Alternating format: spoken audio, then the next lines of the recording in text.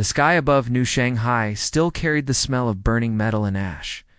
General Marcus Chen stood on what used to be a busy street corner, now reduced to rubble and twisted steel. Around him, recovery teams in hazard suits pulled bodies from collapsed buildings. The count had stopped mattering weeks ago. 2 billion dead. The number was too big to feel real. Chen was 53 years old, with gray hair and tired eyes that had seen too much. He wore his military uniform, dusty and torn at the shoulder. In his hand, he held a cracked photo of his daughter. She had been in Beijing when the Kryn ships opened fire. There was nothing left of Beijing now, except a glass crater that glowed at night. 3 months ago, Earth had been thriving. Humanity had spread across the solar system and even established colonies on nearby star systems. They were proud of their progress. Then the Kryn Dominion arrived with their fleet of warships that blocked out the sun. The message had been simple. Submit to the Galactic Council. Surrender Earth's resources. Accept vassal status under Kryn rule. Earth's leaders had refused. They had believed in their rights, in interstellar law, in justice. The Kryn had laughed at those beliefs. The attack came without warning. Kinetic bombardment from orbit. Cities disappeared in seconds. Military bases evaporated. The Kryn called it a disciplinary strike to teach humanity its place in the galactic order. The strike had lasted 72 hours. When it ended, Earth's population had been cut in half. But the Kryn had made a mistake. They had assumed humanity would break completely. They had destroyed the cities and military bases above ground, but they had not known about the underground facilities. Deep beneath mountains and ocean floors, humanity's backup command centers had survived. Scattered military forces had retreated into these bunkers. Resistance fighters had taken to the wilderness and the ruins. Chen had been in the Colorado facility when the attack began. He had watched on screens as his world burned. He had listened to the screams over radio channels until the channels went silent. He had wanted to rush out and fight, but his superiors had held him back. "We need to survive," they had told him. "Dead heroes can't get revenge." Those superiors were dead too. Chen was the highest-ranking officer left alive. The scattered remnants of Earth's military looked to him for leadership. The surviving governments, hiding in bunker complexes, waited for his orders. A young soldier approached Chen, saluting despite the informal setting. "General, we received a transmission from the Galactic Council. They're summoning you to Apex Prime Station." Ouch. Chen looked up from the photo. "What do they want?" "They want Earth's formal surrender, sir. They expect us to sign terms of vassalage and begin tribute payments." The soldier's voice shook with barely controlled anger. Chen folded the photo carefully and put it in his pocket. "When do they expect me?" "Within the week, sir. They said if you don't come, they'll conduct another strike." The soldier paused. "General, you're not actually going, are you? It's obviously a trap." Chen looked around at the ruins of New Shanghai. In the distance, a building collapsed with a rumble like thunder. "Oh, I'm going," he said quietly. "They expect us to beg for mercy." "They think we're broken, aren't we, sir?" the soldier asked, and Chen heard the desperation in his voice.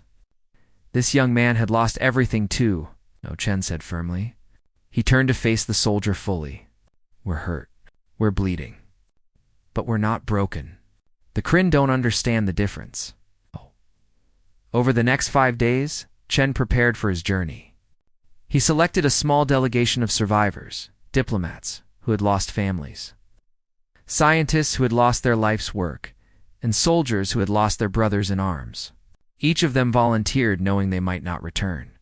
In a secure bunker beneath the Australian outback, Chen met with the Shadow Council, the collective name for Earth's surviving leaders. They looked at him with hollow eyes. "Are you sure about this?" asked President Okafor, leader of the African Union. Half her face was scarred from a building collapse.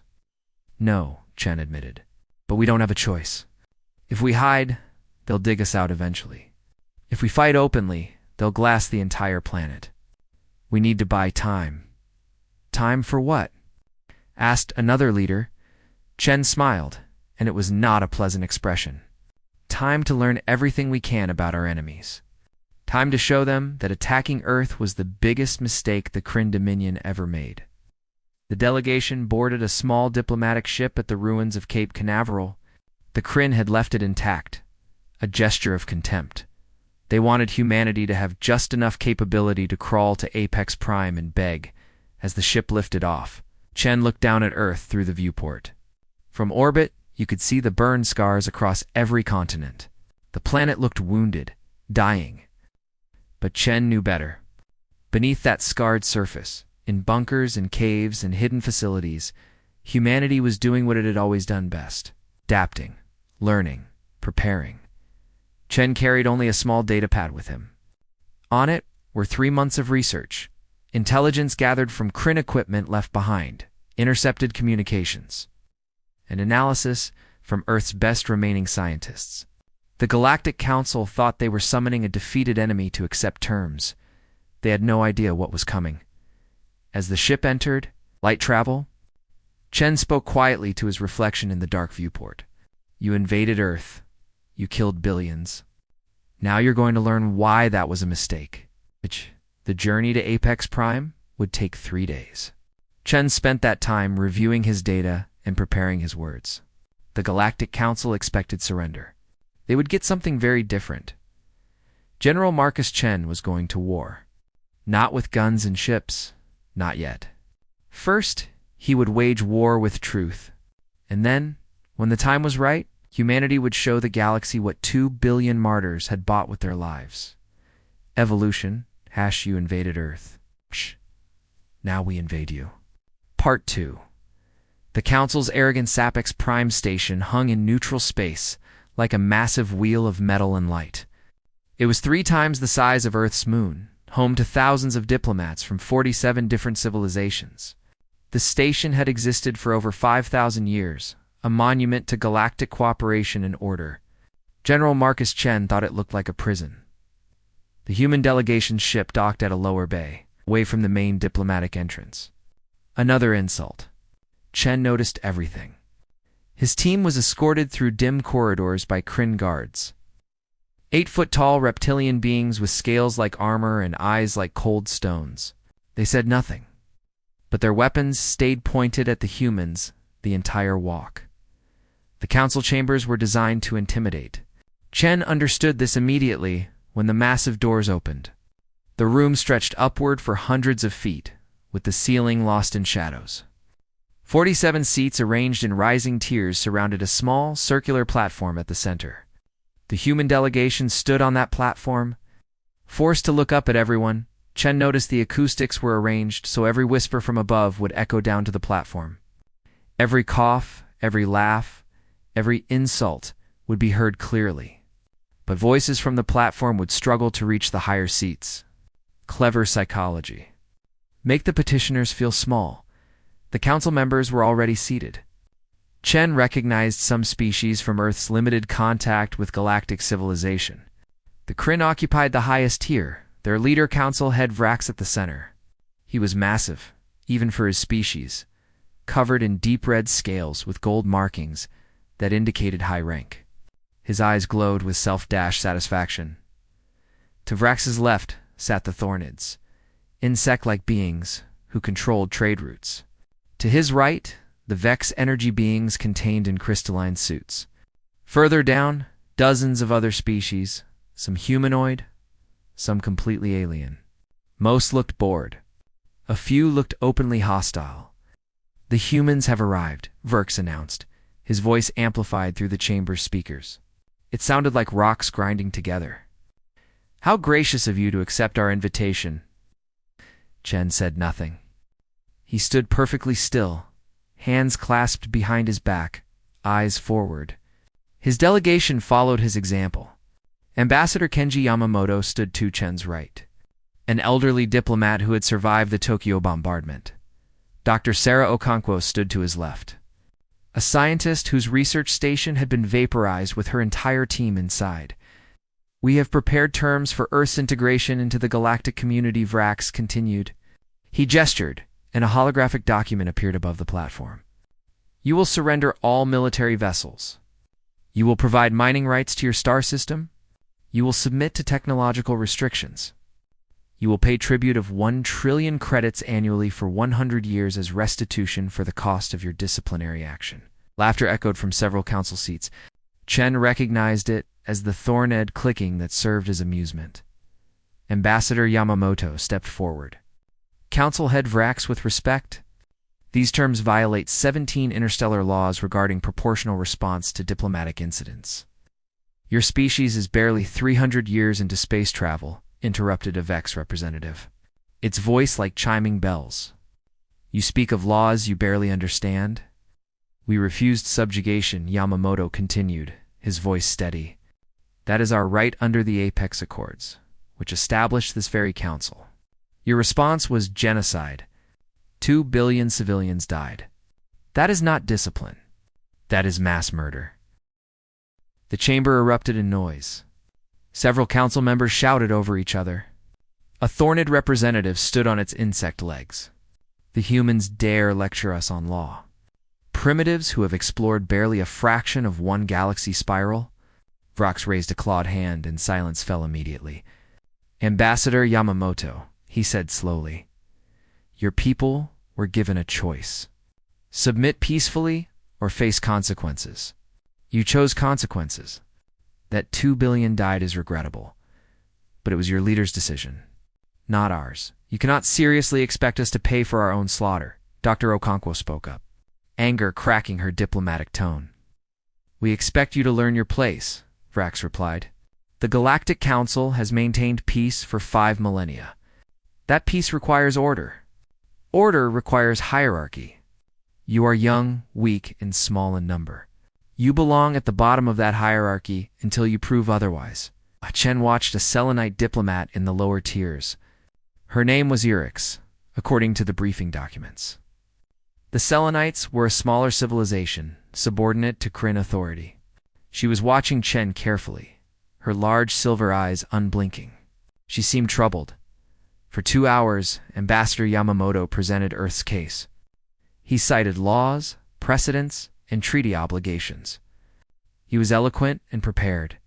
He was also completely ignored. Council members talked among themselves, examined datapads, or simply closed their eyes. The Vex representative actually left mid-speech to get refreshment. Chen remained silent and still. He counted everything. 47 council members, but only 9 species held real power. The rest were subordinate civilizations who voted as they were told. The Kryn controlled 18 votes directly. The entire council was a performance of democracy hiding a dictatorship. Finally, Vrox leaned forward. Is the human finished? Yamamoto looked back at Chen, who gave a slight nod. The ambassador bowed stiffly and stepped back. Excellent, Vrox said. You have 48 hours to accept these terms. If you refuse, we will conduct complete pacification of Earth. Do you understand what that means? It means you'll kill the rest of us, Dr. Okonkwo said flatly. Precisely. No survivors. Your species will become a cautionary tale told to other young civilizations. We will be disappointed to take such measures, but we will do so if necessary. Vrax gestured dismissively. You may return to your quarters to consider. No, Chen said. It was the first word he had spoken since entering the chamber. The council chamber went silent. Every eye turned to the general who had stood motionless for 2 hours. Vrax's scales rippled, a sign of surprise. No. We accept your terms, Chen said clearly, his voice carrying through the chamber with practiced military authority. On one condition, humans do not make conditions. A thorned representative clicked angrily. Chen ignored the interruption. He looked directly at Vrax. You listened to what we discovered during your invasion. Vrax leaned back, and Chen saw calculation in those reptilian eyes. You wish to present evidence? I wish to present truth, Chen replied. The council head was quiet for a long moment. Then he spread his clawed hands. Very well. The council is curious what truth humans believe they have found. You have 10 minutes. Chen pulled out his datapad. He pressed a control, and new holograms appeared throughout the chamber, visible to every council member. 3 months ago you attacked Earth, Chen began, his voice calm but cold. You expected us to break. We nearly did. But while we were dying, we were also learning. He pressed another control. Technical readouts filled the air. We analyzed every piece of Kryn technology we could salvage. Your ships, your weapons, your communications. And we discovered something interesting. Shen looked up at Vrax. You're not actually that advanced. The chamber erupted in outrage. But Chen saw Erix lean forward in her seat, and he saw something else. Vrax's scales had gone completely still. That was fear. What did you say? Vrax's voice dropped to a dangerous growl. Chen smiled. It was not a friendly expression. You heard me. And now everyone else will too. Remember, you invaded Earth, now we invade you. Part 3. The truth unveiled the council chamber, filled with angry voices. Several representatives stood, shouting in languages Chen did not understand. But he understood their tone, rage, disbelief, and underneath it all, something else. Nervousness. This is an outrage. A Thornid representative clicked. Guards, remove these primitives. Let him speak. Erix's voice cut through the noise. The Selenite diplomat stood in her lower-tier seat, her silver skin reflecting the holographic lights. If the humans have evidence, council law says they must be heard. Vrax's clawed hand gripped his seat's armrest hard enough to leave scratches. You have 9 minutes, human. Use them wisely. Chen pulled up the first set of data. Holographic images of Kryn warships appeared, rotating slowly. Your invasion fleet consisted of 42 capital ships. According to your own propaganda, these vessels represent the peak of Kryn military technology. Weapons powered by zero-point energy. Hulls made of reactive metamaterials. Faster-than-light drives using quantum tunneling. All of which turned your cities to ash. Vrax interrupted with a sneer. Chen agreed. And all of which are between 3,000 and 5,000 years old. The chamber went silent. Chen zoomed in on a ship's engine core. This drive design? We found records in your own technical databases. It was invented 4,200 years ago. It has not been meaningfully improved since this weapon system. 3,800 years old. The targeting AI? 5,000 years old, and actually less efficient than what we were developing before you attacked us? Dr. Okonkwo stepped forward. When we analyzed your technology, we expected to find marvels beyond our understanding. Instead, we found ancient designs that nobody had bothered to update. Your flying museum pieces. We have maintained our technology perfectly, a Vex representative chimed. But its crystalline structure flickered uncertainly. Maintained, yes. Improved, no. Chen brought up comparison charts. In 300 years, humanity went from basic chemical rockets to faster-than-light travel. We developed AI, quantum computing, genetic engineering, and nanotechnology. In that same time period, the Galactic Council developed nothing new. You've been technologically stagnant for millennia? Stagnant? Vrax growled. We have achieved technological perfection. There is no need for change. Really? Ambassador Yamamoto spoke up. Then explain this. He gestured, and medical data appeared. Your species suffers from genetic degradation. 800 years ago, the average Kryn lived 400 years. Now, 250. Your own medical records showed declining immune systems, increasing cancer rates, and reduced cognitive function in each generation. Chen saw council members shifting uncomfortably. Several were looking at their own datapads now, checking facts. The same is true for most council species, Chen continued. You're not advancing. You're declining. And you know it. It's a speculation, Vrax said, but his voice had lost its certainty. No, this is fact. And here's another fact. Chen pulled up a new set of files, and this time his smile was sharp. We intercepted your private council communications. Vrax stood suddenly. That is impossible. Our quantum encryption is unbreakable. It was unbreakable, Dr. Okonkwo corrected. We broke it in 6 weeks. Your encryption is based on 7,000-year-old mathematics. We've developed mathematics you haven't even theorized yet. Chen began playing audio files. Varax's own voice filled the chamber, speaking in private council sessions that were supposed to be secure forever. The humans are advancing too quickly, Varax's recorded voice said. In another century, they will match us. In 2 centuries, they will surpass us. We must act now while we still have the advantage. Another voice, a thorned counselor. Can we not simply integrate them? Use their innovative capacity for our benefit? Varax again, no. Their innovation comes from chaos. Constant war, competition, disagreement. They will destabilize our order. Better to cripple them now. The live Varax in the chamber had gone completely still. Around him, other council members were standing, shouting questions. Chen raised his voice over the chaos. You didn't attack Earth because we refused to submit. You attacked us because you were afraid. You saw a species that had gone from wooden boats to starships in 10,000 years.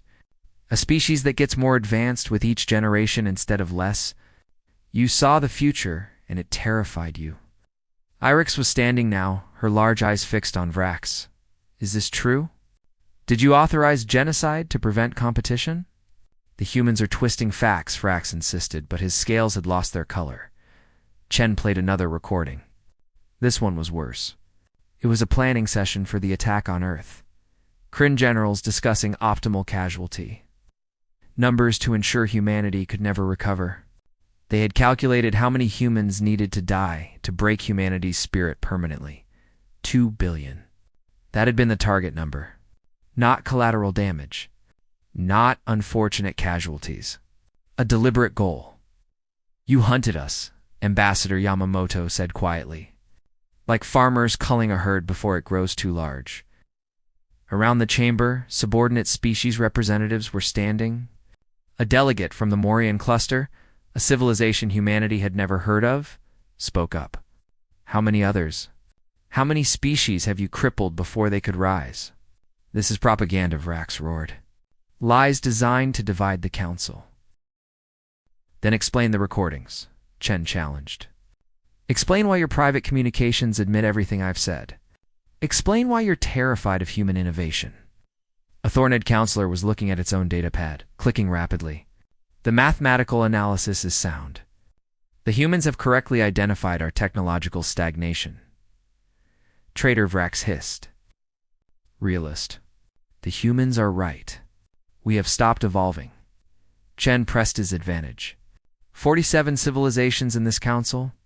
9 hold real power. The rest are subordinate, controlled through economic manipulation and military threat. You call this peace, but it's just tyranny with better marketing. More delegates stood. The chamber was fracturing before Chen's eyes. Species that had been silent for centuries were suddenly finding their voices. Order? Varax shouted. I will have order. You'll have truth, Chen said. Because here's the real revelation. The reason you've stagnated? It's not because you achieved perfection. It's because you eliminated competition. You crushed every species that showed innovative potential. You created a galactic culture where conformity was rewarded and change was punished. And now, you're all dying slowly because evolution requires pressure, and you removed all pressure. Chen looked around the chamber, making eye contact with as many delegates as he could. You invaded Earth because we represented everything you've tried to eliminate. Chaos, competition, rapid change, constant innovation. You saw us as a disease that would infect your perfect order. He paused, then delivered his final line. You were right. We are a disease, but not the kind you thought. We're the cure for your stagnation, and you just made us very, very motivated to spread. Irix stepped down from her tier, approaching the center platform. I speak for the Selenite people when I say we can remain silent no longer. We have suspected this truth for generations. If the humans have proof, we demand a full investigation. 3 other species representatives joined her. Varax's scales had turned almost black with rage. You would trust primitive humans over the civilization that has maintained galactic peace for 5,000 years? Peace. Chen laughed, and it was bitter. 2 billion of my people are dead. You call that peace? I call it order, Varax said coldly. And order will be maintained. Guards. Kryn soldiers moved toward the platform, weapons raised. Chen didn't move. He simply said, "You followed your rules. You summoned us here for diplomacy. We came in good faith and presented evidence. Now you want to kill us for telling the truth." Yurix moved between the guards and the humans. By council law, they have diplomatic immunity. If you harm them, you violate the very laws you claim to uphold. Vrox glared down at her. "You risk much, Selenite." Irix replied. "But I choose truth over comfort." Chen spoke clearly, his words echoing through the chamber. "We followed your rules. We tried diplomacy. You responded with genocide. Now we will respond with the one thing you've forgotten how to do." He looked directly at Vrax, and his eyes held a promise. Evolution. Number you invaded Earth, now we invade you. Part 4. The human counteroffensive raised his clawed hand, ready to order Chen's execution despite the diplomatic protests. But before he could speak, every holographic display in the council chamber flickered and changed. Emergency alerts, red warnings. Panicked transmissions. A Kryn military officer appeared on the main screen, scales pale with fear. Council head Vrax. "We're under attack." Multiple Kryn installations across sectors 7, 9, and 12 are reporting enemy contact. The chamber erupted in chaos. "By whom?" Vrax roared. "Known ships, sir. They appeared from nowhere, struck our bases, and vanished before we could respond." Chen smiled. "Not unknown, human." 3 months earlier, while Earth's cities still burned, Chen had stood in an underground bunker deep beneath the Rocky Mountains. Around him, every surviving scientist, engineer, and military strategist humanity had left gathered in person or by secure hologram. "We have one advantage," Chen had told them. "They think we're broken.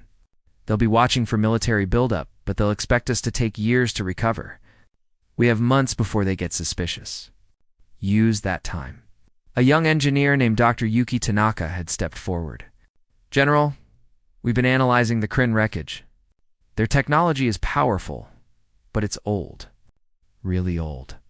The designs are elegant, but inflexible. They don't adapt. Can we copy it?" Chen had asked. "Better. We can improve it." Dr. Tanaka had pulled up technical schematics. "Look at their stealth systems. They work by bending sensor waves around the ship. But they assume sensors work the same way they did 5,000 years ago. Our sensors are different, newer. If we build stealth systems for their old sensors, we'll be completely invisible to them." Dr. Okonkwo had added, "Their weapons are powerful but inefficient. They use zero-point energy, but waste 70% of it in conversion loss. We can build weapons half the size with twice the output using quantum battery technology we developed 20 years ago." Chen had asked, "To reverse engineer everything?" 12 weeks. "To build prototype ships?" 20 weeks. "To field a combat-ready fleet?" Dr. Tanaka had paused. 6 months if we push every colony, every station, every surviving facility to maximum production." Chen had looked around the room at tired, grieving faces. These people had lost everything. Family, friends, their life's work. And now he was asking them to work harder than they ever had. "Do it," he had said. "Because we're not just building ships. We're building justice." Now back in the council chamber, that work was paying off. On the holographic displays, reports flooded in. A Kryn weapons depot in Sector 7 had been destroyed by what survivors described as ghost ships that appeared from Shadow, military training facility in Sector 9 had lost all its spacecraft before anyone knew they were under attack. A naval yard in Sector 12 was burning, its orbital defenses never even activating. "This is impossible." A Kryn admiral appeared on screen. "Our sensors show nothing. How can you fight what you cannot see?" Chen stepped forward. "The same way you did to Earth. We studied your attack patterns, your tactics, your strategies, and then we did what you've forgotten how to do. We innovated." Rax turned on him. "You planned this. This entire diplomatic mission was a distraction." "No," Chen corrected. "This mission was diplomacy. You rejected it. You threatened complete genocide. So now you get war. But not the war you're used to fighting. More reports came in. Human strike teams had infiltrated 3 Kryn colony worlds. They weren't attacking civilians. They were liberating subordinate species that the Kryn had enslaved, and those species were rising up. A century of resentment was boiling over. Ambassador Yamamoto spoke calmly. We spent 3 months studying every war humanity has ever fought. 5,000 years of military history. Tactics from Sun Tzu to modern cyber warfare. You've fought the same way for millennia. We never fight the same way twice. Thornid representative was frantically checking its own systems. Our trade hub at Kellis Station is offline. The humans have seized control. We haven't damaged it, Dr. Okonkwo assured them. We just locked you out of your own computers. Your cybersecurity is 5,000 years old. Our hackers are 16-year-old kids who think breaking ancient encryption is a fun challenge. Chen watched Vrax's expression change from anger to understanding to fear. How many ships do you have? Enough, Chen replied. We converted every merchant vessel, mining ship, and transport into a warship. Our colonies volunteered everything they had. Your attack killed 2 billion people, but it left 4 billion alive and very motivated. A new officer appeared on screen, this one looking completely panicked. Sir, we just lost contact with the Dominus fleet. All 30 ships stopped responding simultaneously. They're not destroyed, Chen said. We disabled them. Remotely. Your ships have AI systems that are networked for coordination. Very efficient when everything works. Very vulnerable when someone introduces a virus specifically designed for 5,000-year-old code. Irix was watching everything with wide eyes. She looked at Chen. You've been planning this since the moment the attack ended. We've been planning this since the moment the attack started, Chen corrected. Humans are very good at adaptation. It's how we survived every extinction event our planet threw at us. Ice ages, supervolcanoes, asteroid impacts. We learned to overcome. And now we've learned to overcome you. Vrax slammed his fist down. You are one species. The Council commands 47. You cannot possibly stand against us all. Can't we? Chen pulled up a new display. It showed communications logs. Dozens of subordinate species had contacted Earth secretly over the past 3 months. They had provided intelligence, tactical data, and system access codes. Your subordinate civilizations are tired of being subordinate. We offered them something you never did. Partnership instead of domination. A Morian delegate stood. The Morian cluster formally withdraws recognition of Kryn authority. We stand with Earth. One by one, other delegates stood. The Selenites, the Keth, the Yarian Commonwealth. Species that had been silent for generations were finding their courage. Vrax looked around wildly. This is insurrection. Rebellion. No, Chen said quietly. This is evolution. The weak don't always stay weak. The strong don't always stay strong. That's the lesson you forgot. A Kryn general appeared on screen, and this one's scales were completely black with terror. Council head. The humans have activated something. We're detecting massive energy signatures near Earth. What are they powering? Vrax demanded. Chen pulled up one final hologram. It showed a massive structure in orbit around Earth, a weapon platform unlike anything the galaxy had seen. It combined human innovation with Kryn technology and something else. Something new. You have an ultimate weapon, Chen said. The Planet Killer. Ancient Kryn technology, designed to crack worlds. You were about to use it on Earth, weren't you? Vrax said nothing, but his silence was confirmation. We know, Chen continued, because 3 weeks ago, a Selenite intelligence officer told us where it was hidden. We sent a team. We disabled it. And then our scientists studied it. Dr. Okonkwo smiled grimly. The technology was impressive. Ancient, but impressive. So we improved it. Made it 80% more efficient. Reduced the charge time from 10 hours to 30 minutes. And we built our own version. You wouldn't dare, Vrax whispered. We would, Chen said.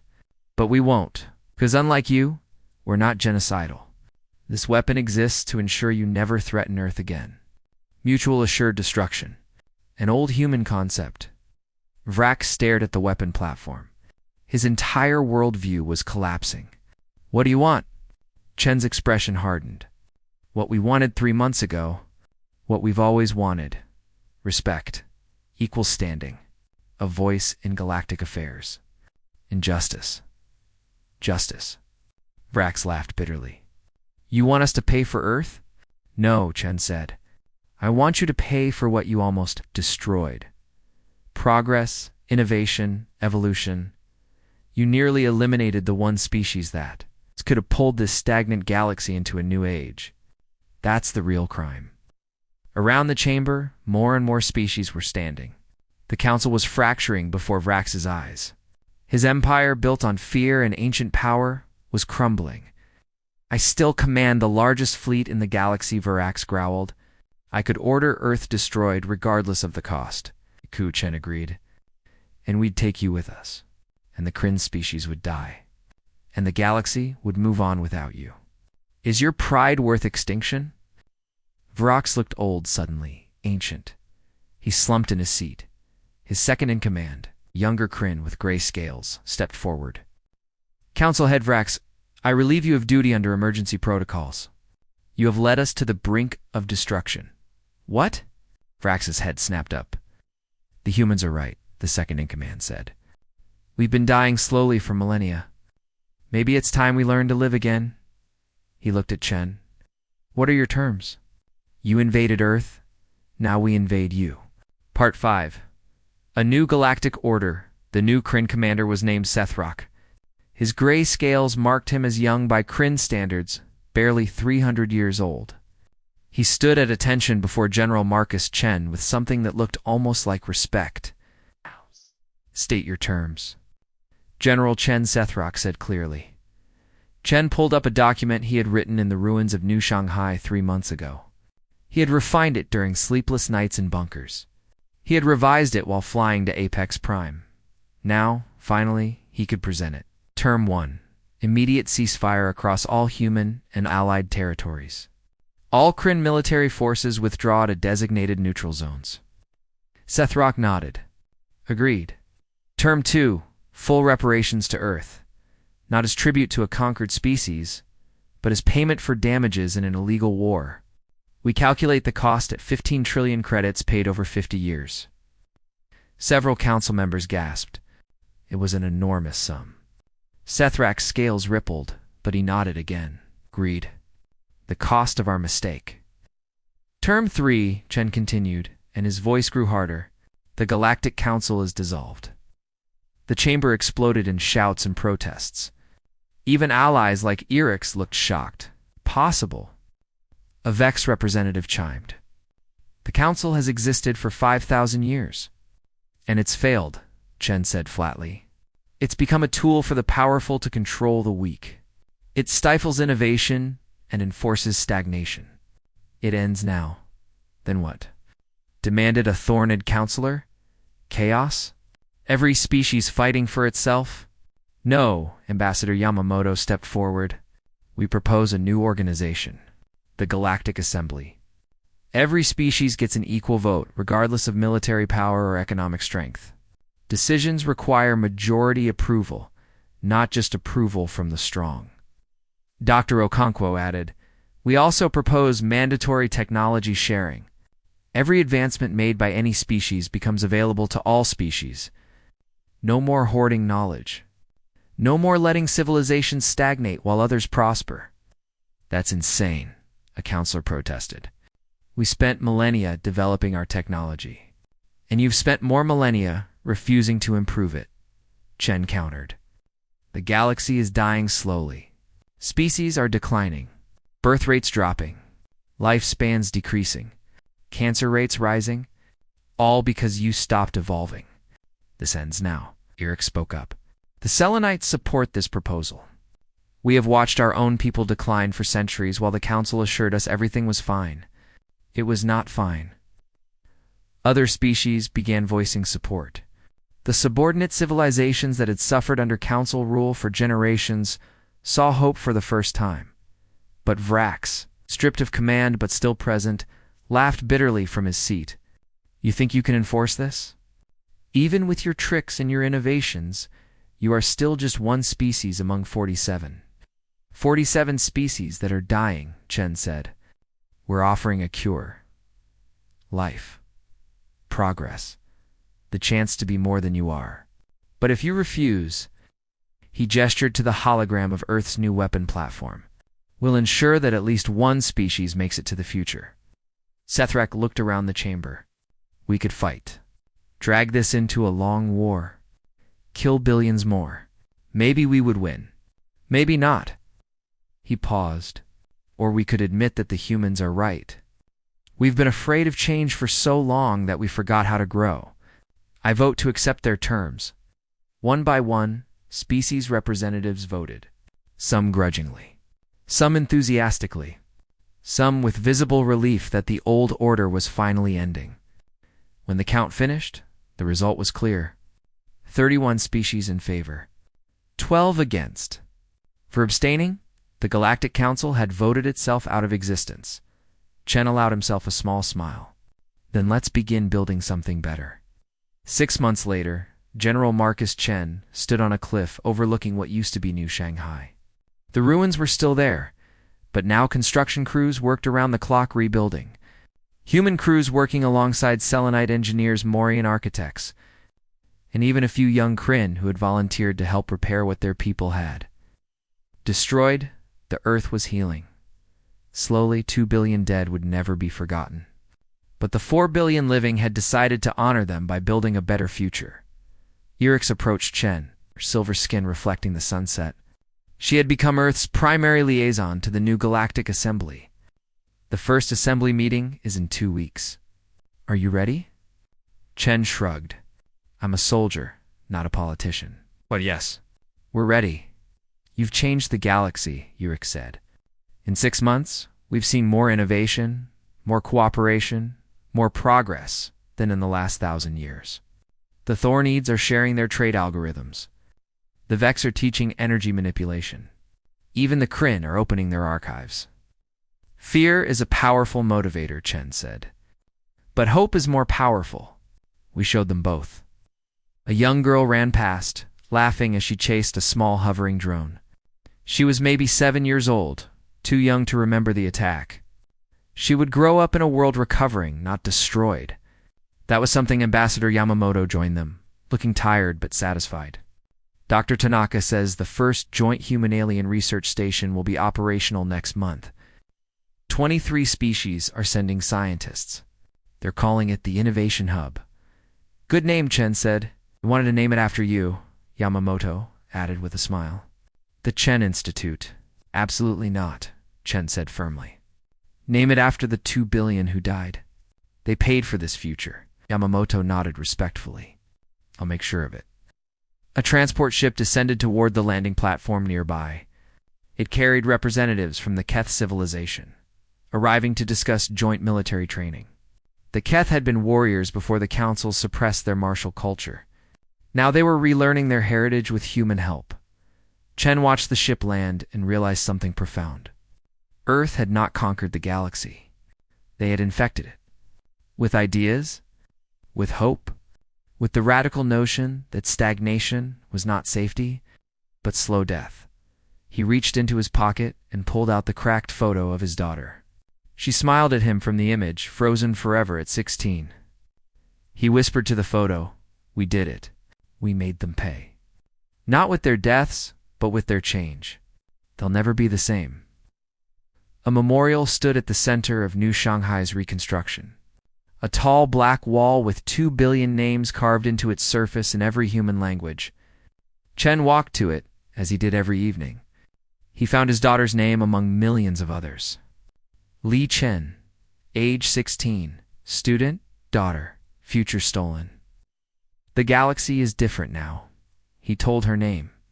Humans sit in the assembly as equals. We're teaching them to innovate again, to dream again. Species that were dying are finding hope. It's not enough. It will never be enough. but it's something. Dr. Okonkwo joined him at the memorial. The latest medical reports came in. Human assistance has already stopped the genetic decline in 3 species. They're calling it the Renaissance. See, they're calling us the catalyst, Chen said. The species that force change? Are you proud of that? Dr. Okonkwo asked. Chen thought about it. I'm proud we survived. I'm proud we didn't become what they were. They tried to break us with genocide, and we responded with cooperation. They showed us cruelty, and we showed them innovation. Yes, I'm proud. A young Kryn approached hesitantly. She was barely adult, her scales still showing the bright coloring of youth. General Chen. I'm Vexi. I came to apologize for what my people did. Chen looked at her. She wasn't even born when the attack happened. You're not responsible for what others did, but I'm responsible for what happens next, Vexi said firmly. I've enrolled in the new xenology program. I want to study human culture. Learn from you, so we never forget what we almost destroyed. Chen felt something crack in his chest. Not breaking, opening. What you almost destroyed was the future, but you didn't, so help us build it. Vexi saluted in the human style, unpracticed but sincere. Then she ran off to join a group of mixed-species students. Heading to a lecture hall that hadn't existed a month ago, Eric smiled. The young ones give me hope. They don't remember the old council. They only know the new assembly. To them, cooperation is normal. Give it a generation, Yamamoto said. This will be all they know. And a generation after that, our grandchildren will think war between species is as absurd as war between cities on Earth became. Chen looked up at the sky. Stars were appearing as the sun set. Somewhere out there, in a neutral sector, the first joint colony was being established. Humans, Selenites, Keth, and Morians building a city together. The first of many. We invaded them with ideas, Chen said quietly. They invaded us with bombs. We won, did we? Dr. Okonkwo asked. 2 billion dead. Half our cities destroyed. Decades of rebuilding ahead. We did, Chen said firmly. Because we changed the equation. For 5,000 years, the galaxy believed that strength meant domination and safety meant stagnation.